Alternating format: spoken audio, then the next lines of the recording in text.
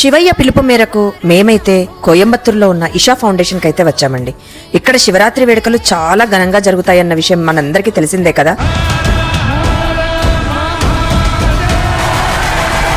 Welcome to Mahashivratri. ఈ వేడుకల్ని cover చేయడానికి దేశం నలుమూలల నుంచి 360 మంది ఇన్ఫ్లుయెన్సర్స్ ని పిలవడం జరిగింది. అందులో వన్ ఆఫ్ ద ఇన్ఫ్లుయెన్సర్స్ గా మమ్మల్ని పిలవడం మా అదృష్టం. వచ్చిన ప్రతి ఇన్ఫ్లుయెన్సర్స్ కి కూడా మంచి సదుపాయాలను అందించారు. ఇక్కడ సద్గురు గారు మా ఇన్ఫ్లుయెన్సర్స్ అందరితో డైరెక్ట్ ఇంటరాక్షన్ అయ్యి శివరాత్రి గురించి మాకు ఇన్స్ట్రక్షన్స్ ఇవ్వడం జరిగింది. అది మాకు చాలా ఆనందాన్ని ఇచ్చింది.